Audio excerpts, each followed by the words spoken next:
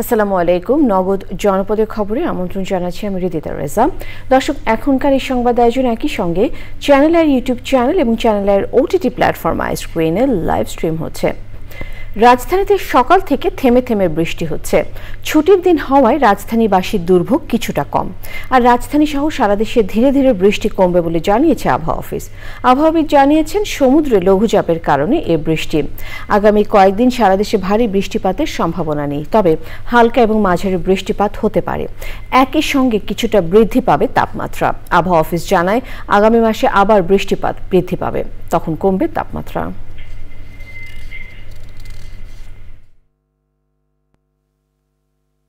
সমুদ্র বন্দর এবং নদী বন্দরের জন্য কোনো সতর্কবার্তা নেই এবং বৃষ্টিপাতের পরিমাণ কমে গিয়েছে। শুধু রংপুর ডিভিশনে মাঝারিতে কোথাও কোথাও ভারী বৃষ্টি হতে পারে। এছাড়া দেশের অন্যত্র হালকা থেকে মাঝারি ধরনের বৃষ্টি হতে পারে। এটা আগামী 2 থেকে 3 দিন বৃষ্টিপাতের পরিমাণ সারা দেশেই কমে আসবে এবং তাপমাত্রা এটা ক্রমান্বয়ে বৃদ্ধি পাবে এবং এটা পরবর্তীতে আগামী মাসের প্রথম সপ্তাহে বৃষ্টিপাতের পরিমাণ কিন্তু সারা দেশে আবার বৃদ্ধি পাবে।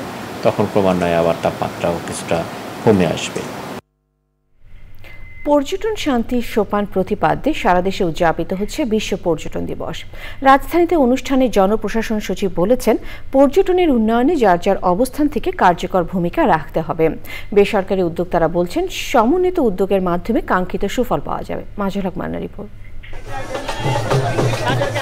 পর্যটনের অপর এই সম্ভাবনার কথা জানান দিতে প্রতি বছরের মতো এবারও বিশ্ব পর্যটন দিবস উপলক্ষে আয়োজন করা হয় বর্ণাঢ্য র্যালির। পর্যটন ভবনের সামনে থেকে সকাল 8টার পরে শুরু হয় র্যালি। এতে সরকারি বেসরকারি পর্যটন সংশ্লিষ্ট বিভিন্ন সংস্থা ও সংগঠন অংশ নেয়।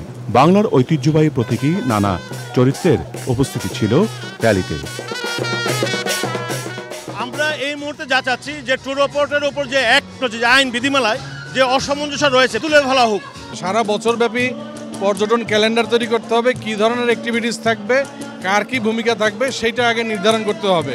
সকলে মিলে যদি সমন্বিতভাবে উদ্যোগগুলো গ্রহণ করা হয়, তাইলেই আমরা আমাদের কাজ করতে সুবিধা হবে। র্যালি শেষে ঢাকা সিটি ভ্রমণ সার্ভিসের উদ্বোধন করেন বেসামরিক বিমান পরিবহন ও পর্যটন মন্ত্রণালয়ের সচিব। পরে তিনি ঘুরে দেখেন পর্যটন কর্পোরেশনের অস্থায়ী রেস্তোরাঁ। এটা অরিজিন যেগুলো ছিল, যেমন চিটা পিঠা দেখাচ্ছি, আমাদের মুরগির ভুনা, আচারি আলু দিচ্ছি, যে আমাদের ঐতিহ্যটা যেন হারিয়ে না যায়। এরপর পর্যটন দিবস উপলক্ষে আয়োজন করা হয় আলোচনা সভার। আমি চাই ফ্লোর থেকে কথা বলবে, নতুন নতুন কথা বলবে, সকলকে সম্পৃক্ত করা হবে, এটাই হবে। ইমিগ্রেশন পুলিশ এটা আরেকটা মনে হয় যে মুখটা পোড়ায় রাখছে, কি আনছেন আমাকে দেন। এই কালচার থেকে পুলিশকে বের হয়ে আসতে হবে। আপনারা সবাই একসাথে বলবেন, আমরা সবাই সম্মিলিতভাবে ট্যুরিজম সেক্টরকে বিশ্বের দোরগোড়ায় নিয়ে যাব এবং আমরা যাব যে এটা আমরা আজকে শপথ করব। পর্যটন দিবস উপলক্ষে ভবিষ্যতে আরো বড় পরিসরে অনুষ্ঠান আয়োজনের কথা জানায় মন্ত্রণালয়। মাজুল হক মান্না, চ্যানেল আই, ঢাকা। পর্যটন শান্তির সোপান প্রতিপাদ্য নিয়ে র্যালি, আলোচনা সভা সহ বিভিন্ন কর্মসূচির মধ্য দিয়ে দেশের বিভিন্ন জেলায় উদযাপিত হয়েছে বিশ্ব পর্যটন দিবস। কক্সবাজারের সৈকতের সুগন্ধা পয়েন্ট থেকে র্যালি বের করে লাবণী পয়েন্টে গিয়ে শেষ হয়। র্যালিতে হোটেল, মোটেল ও পর্যটন সংশ্লিষ্ট বিভিন্ন প্রতিষ্ঠানের কর্মী, ট্যুরিস্ট পুলিশ ও জেলা প্রশাসনের কর্মকর্তা কর্মচারী সহ সাধারণ মানুষ অংশ নেয়। বিশ্ব পর্যটন দিবস উপলক্ষে চট্টগ্রামে আলোচনা সভা, র্যালি ও বৃক্ষরোপণ কর্মসূচি পালন করেছে জেলা প্রশাসন, ট্যুরিস্ট পুলিশ ও পর্যটন কর্পোরেশন। সভায় বক্তারা বলেন, এই শিল্পকে কাজে লাগাতে পারলে কর্মসংস্থান সৃষ্টি ও বৈদেশিক মুদ্রা অর্জন করতে পারবে দেশ। এজন্য পরিবেশ বান্ধব হোটেল, মানসম্মত খাবার তৈরির উপর গুরুত্ব দিতে হবে। রাঙামাটিতে দিবসটি উপলক্ষে আলোচনা সভা হয়েছে। এ সময় বক্তারা বলেন, পার্বত্য চট্টগ্রাম হচ্ছে পর্যটন শিল্পের সম্ভাবনাময় একটি অঞ্চল। পাহাড়ের এই পর্যটন সম্ভাবনাকে কাজে লাগানোর পাশাপাশি পার্বত্য এলাকাকে আধুনিক পর্যটন নগরীতে পরিণত করার উপর গুরুত্ব দেওয়া হয়।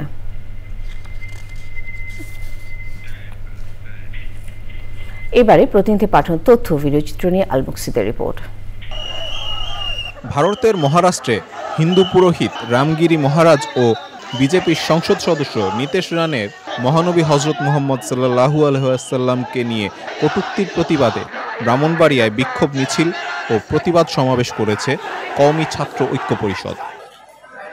দিনাজপুরে হাজী মোহাম্মদ দানেশ বিজ্ঞান ও প্রযুক্তি বিশ্ববিদ্যালয়ের শিক্ষক থেকে উপাচার্য নিয়োগের দাবিতে বিক্ষোভ ও মানববন্ধন করেছে শিক্ষক, শিক্ষার্থী, কর্মচারী, কর্মকর্তারা। এ সময় শিক্ষার্থীরা স্লোগান দেয়, দাবি মোদের একটাই, ক্যাম্পাস থেকে ভিসি চাই। প্রশিক্ষিত কর্মীদের বৈধভাবে বিদেশে পাঠানোর উপর তাগিদ দিয়ে রংপুরে নিরাপদ অভিবাসন ও দক্ষতা উন্নয়ন বিষয়ে সেমিনার হয়েছে। প্রধান অতিথি ছিলেন রংপুর জেলা প্রশাসক মোহাম্মদ রবিউল ফয়সাল। টিটিসির অধ্যক্ষ নাজমুল হকের সভাপতিত্বে সেমিনারে বিশেষ অতিথির বক্তব্য করেন বিসিকের উপমহাব্যবস্থাপক এহসানুল হক। এছাড়াও রংপুরের প্রেস ক্লাবের সাধারণ সম্পাদক মেরিনা লাভলি সহ অন্যরা উপস্থিত ছিলেন। শাপলা চত্বরে হেফাজতে ইসলামী আন্দোলন ও বৈষম্য বিরোধী ছাত্র আন্দোলনে গণহত্যার বিচারের দাবিতে নৈরাজ্যবাদ প্রতিরোধে জামালপুরে গণসমাবেশ করেছে খেলাফতে মজলিস। প্রধান অতিথির বক্তব্য করেন খেলাফতে মজলিসের মহাসচিব আল্লামা মামুনুল হক। চলো আমরা করি প্রতিবাদ, সহিংসতা বন্ধে তুলি রেড কার্ড। এই স্লোগান নিয়ে ময়মনসিংহে শিশুর বিরুদ্ধে সহিংসতা ও বাল্যবিবাহ প্রতিরোধে বিভাগীয় পর্যায়ে মাল্টিমিডিয়ার প্রচারণা শুরু হয়েছে। কর্মসূচির উদ্বোধন করেন বিভাগীয় কমিশনার উম্মে সালমা তানজিয়া। শিক্ষা কমিশনে ইসলামী শিক্ষাবিদ ও আলেমদেরকে অন্তর্ভুক্ত করার দাবিতে ময়মনসিংহে সমাবেশ করেছে খেলাফতে মজলিস। প্রধান অতিথির বক্তব্য করেন খেলাফতে মজলিসের মহাসচিব মাওলানা মামুনুল হক। জামায়াতে ইসলামী খুলনা খানজাহান আলী থানার কার্যালয় চালু হয়েছে। উদ্বোধন করেন সেক্রেটারি জেনারেল অধ্যাপক মিয়া গোলাম পরওয়ার। এ সময় উপস্থিত ছিলেন জামায়াতে ইসলামীর জেলা আমির মাওলানা ইমরান হোসেন ও অন্যরা। নরসিংদীর নজরপুরে আলীপুরে টেটাবাজ ও তাদের ক্যাডার বাহিনীর নির্যাতন থেকে রক্ষা পেতে এবং টেটা যুদ্ধ মুক্ত করার দাবিতে মানববন্ধন করেছে সর্বস্তরের জনগণ। মানববন্ধনে অংশ নিয়ে টেটা যুদ্ধ বন্ধের দাবি জানান 500-রও বেশি মানুষ। নোয়াখালীর হাতিয়া উপজেলার হরণী ইউনিয়নে ষড়যন্ত্রমূলক অপপ্রচার, অভিযোগ ও হয়রানির প্রতিবাদে নিজ বাড়িতে সংবাদ সম্মেলন করেছে স্থানীয় ইউপি মেম্বার মোহাম্মদ ফরিদ।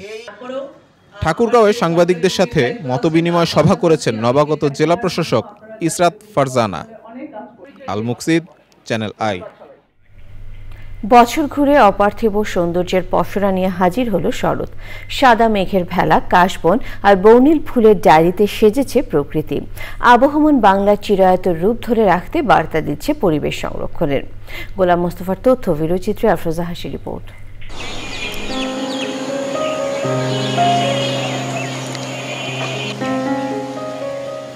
কাশফুলের মতো অবারিত স্বাধীনতা, নীল আকাশে পেঁজা তুলার মতো আলস্যে ভেসে বেড়ানো মেঘ, পথ হারানো সাদা বকের শাড়ি, মন মাতানো সুখে প্রজাপতি ফড়িংয়ের নাচানাচি, বাতাসে শিউলির তাজা সুবাস আর ধান খেতে নুয়ে থাকা সোনাঝরা শীষ নিয়ে আবির্ভাব হয় মন ভোলানো ঋতু শরতের।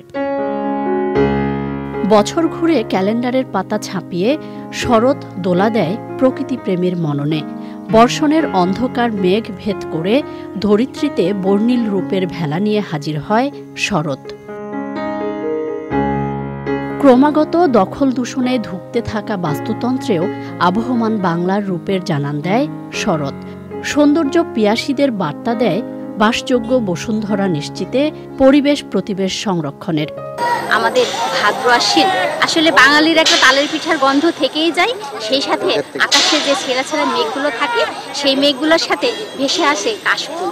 আর কাশফুল আর মেঘ একসাথে ছুঁয়ে যে মনে হয় যে মনোরম দৃশ্য।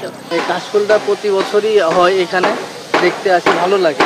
এই জন্য ফ্যামিলি নিয়ে ঘুরতে এসেছি, ওরাও এনজয় করছে, আমরাও এনজয় করছি। শত শত না তারও বেশি মানুষ এখানে এই শরৎকে উপভোগ করছে, এবং এখানে না আসলে, না দেখলে, সচক্ষে না দেখলে এটা বোঝা যাবে না। এই ঋতুতে আমার মনে হয় এটা কবিতা লিখি, গল্প লিখি, কাব্য লিখি, সবকিছু মিলে খুব ভালো লাগে।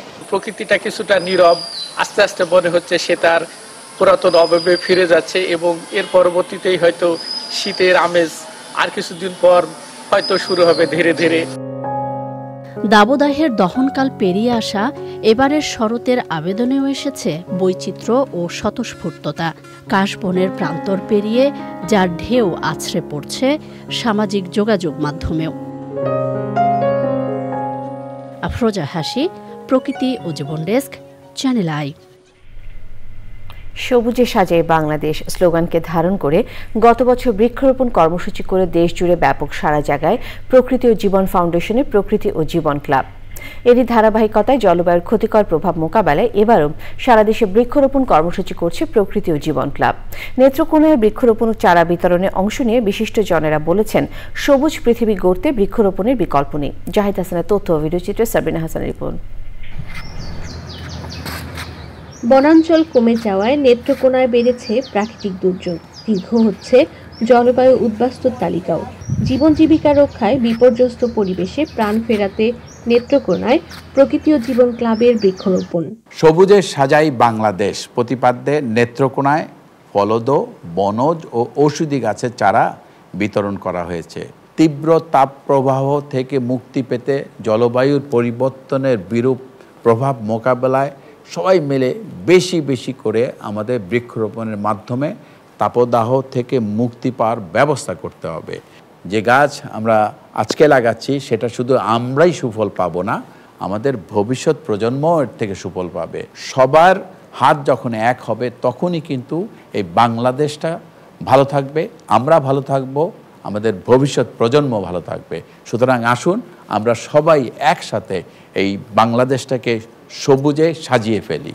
উপজেলা দুর্যোগ ব্যবস্থাপনা দপ্তরের সহযোগিতায় সপ্তাহব্যাপী কার্যক্রমে 10টি সড়কের দুপাশে 8000 ফলদ ও বনজ গাছের চারা রোপণ করা হয়। তাল গাছ একটি খুবই উপকারী বৃক্ষ, যার ফলে আমরা অনেক প্রাকৃতিক দুর্যোগ থেকে রক্ষা পাই। সারি সারি লাগাল তারা রাস্তাঘাটে মানুষ যদি কাজ কাম করে তাহলে বসে ছায়ার মধ্যে জিরানি যা। আমাদের এলাকায় অনেক বেশি বজ্রপাত হয়, এই বজ্রপাত থেকে রক্ষা পাওয়া যায়। রাস্তাঘাট অনেক সুন্দর থাকে, আবহাওয়া অনেক স্বাচ্ছন্দ্য থাকে। স্থানীয় মানুষেরা অনেকেই গাছগুলো থেকে অনেক উপকারিতা গ্রহণ করতে পারবে। প্রাণ প্রকৃতি রক্ষায় এমন মহতি উদ্যোগ অব্যাহত রাখার আহ্বান সকলের। বৃক্ষরোপণ কর্মসূচির ফলে সাধারণ জনগণ সহ শিক্ষার্থীদের মধ্যে উৎসাহ উদ্দীপনা বেড়েছে। প্রকৃতি ও জীবন ক্লাব কর্তৃক আয়োজিত এই রাস্তার যে চালের চারাগুলি আমরা রোপণ করতেছি, এগুলি ভবিষ্যতে হয়তো বড় একটা সহায়ক হবে। আমরা বৃক্ষ লাগাচ্ছি কম, কাটছি বেশি, আমরা বেশি করে গাছ লাগাবো। এই গাছ লাগানোর ফলে প্রকৃতিতে ভারসাম্য হবে, প্রকৃতিতে মানুষ উপকার হবে। প্রকৃতির প্রতি দায়িত্ববোধ সৃষ্টিতে প্রকৃতি ও জীবন ক্লাবের অনন্য ভূমিকার প্রশংসা করেন সুধীজনরা। প্রকৃত গাছের যে নিবিড় পরিচর্যার মাধ্যমে যে উপযোগিতাটা পাই, সেটার আসলে তুলনা অন্য কোনো কিছুর সাথে যায় না। এই গাছগুলো একসময় বেড়ে উঠলে এই গাছের ছায়াতলেই শুধু মানুষ নয়, পশু পাখি প্রাণী সকলেরই আশ্রয় হবে। প্রতিজনে বাড়িতে বাড়িতে প্রতিষ্ঠানে মসজিদ মাদ্রাসা বনায়ন করতেছেন, এতে দেখা যাচ্ছে যে বিশেষ করে নেত্রকোনাতে একটা বনের বিপ্লব ঘটছে। জলবায়ুর বিরূপ প্রভাব মোকাবেলায় দেশ জুড়ে সবুজ বেষ্টনী গড়ে তুলতে সমন্বিত অংশগ্রহণ জরুরি বলছেন পরিবেশবাদীরা। সাবরিনা হাসান, প্রকৃতি ও জীবন ডেস্ক, চ্যানেল আই। নগদ জনপদের খবর আজকের মতো এ পর্যন্তই। ধন্যবাদ।